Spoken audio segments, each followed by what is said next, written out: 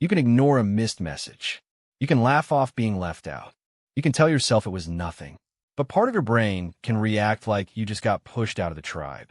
That sounds dramatic. Nothing attacked you. No one chased you. No tiger stepped out of the dark. Maybe someone just left you on read. Maybe a friend stopped inviting you. Maybe a group chat went quiet after your message. So why can something so small feel so big? Why can one cold reply ruin your evening? Why can being ignored stay in your head longer than an actual physical inconvenience? Why do you replay one awkward conversation again and again, as if your life depends on figuring out what went wrong? Because, in a very old way, your brain may think it does.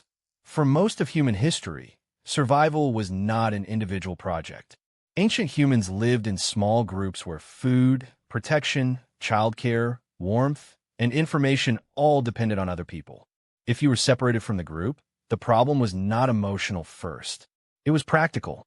Who would watch for danger while you slept? Who would share food when your hunt failed? Who would help if you were injured? Who would stand beside you when another group appeared? Belonging was not a soft social bonus. It was survival technology. That is the part modern life hides from you.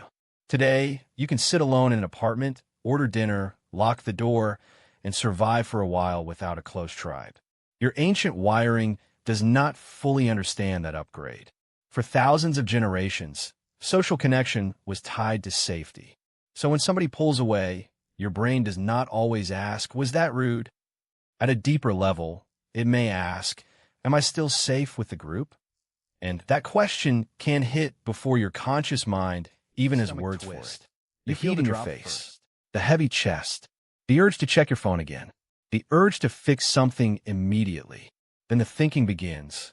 One reason researchers take this seriously is that social pain is not just a poetic idea.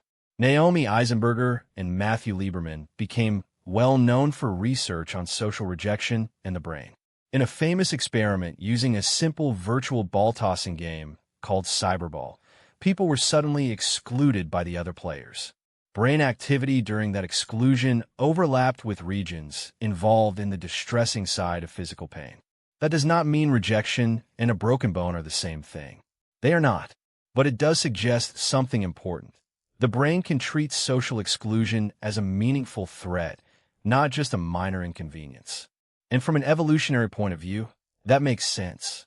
Imagine an ancient human who felt absolutely nothing when relationships around them started breaking. No discomfort, no concern, no motivation to repair trust. That person might miss warning signs that mattered. A human who noticed social tension would have an advantage. If being pushed away felt bad, you would pay attention. You would notice who trusted you. You would notice who did not. You would try to repair important bonds. You would become careful after conflict. In the right amount, social sensitivity could help keep you inside the group. The system itself is not the strange part. The strange part is where that system lives now. Ancient social life was small. The people around you were real, repeated, and difficult to avoid. If someone was angry, you could see their face. If there was conflict, you would probably meet again. Signals had context.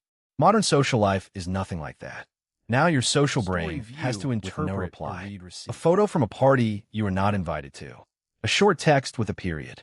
A delayed answer from someone who may simply be busy. The old social brain is trying to read digital smoke signals with Stone Age hardware. And here's where things get even stranger. Your brain does not like missing information when belonging might be at risk. If someone clearly says, "I'm upset with you," that hurts, but at least you know what happened. Silence is different. Why did they not reply? Did you say something wrong? Are they losing interest? Are you being replaced? Did everyone notice something you did not?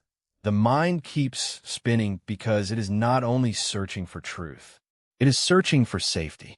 John Cacioppo, who spent decades studying loneliness, found that social disconnection can make people more alert to possible social threats. When you already feel outside the group, your brain can become more sensitive to negative signals. That creates a nasty loop. You feel left out. You become more watchful. You notice more signs that might mean rejection. You feel even less secure. And then your behavior can change. Sometimes you move toward people. You text first. You apologize too quickly. You laugh harder. You agree more. You shape yourself around the room. Other times, you move away. You become cold. You stop replying. You act like you never cared. You reject people before they can reject you. Opposite behaviors. Same ancient problem. Protect belonging or protect yourself from losing it. But rejection is not only about connection. It is also about status. Human groups contain reputation, usefulness, trust, and rank. In small ancestral groups, your place inside the group could affect access to cooperation, became sensitive not only to being completely excluded, but also to signs that social value might be dropping. That is why embarrassment burns. That is why public rejection often feels worse than private rejection. That is why being ignored in front of other people can feel strangely intense. It is not just they do not like me. Part of the fear is other people may have seen my position fall. And modern life gives that fear a giant stage.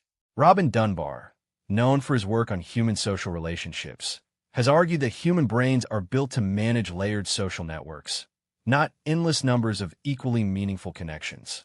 Now place that brain on social media. One post can collect silence from 200 people. One story can show you 50 moments of belonging that do not include you. One algorithm can put other people's friendships, parties, relationships, and celebrations in front of you for hours. Your brain has no clean, prehistoric category for that. It can react to visibility as importance. More people can feel like more judgment. More comparison can feel like more evidence.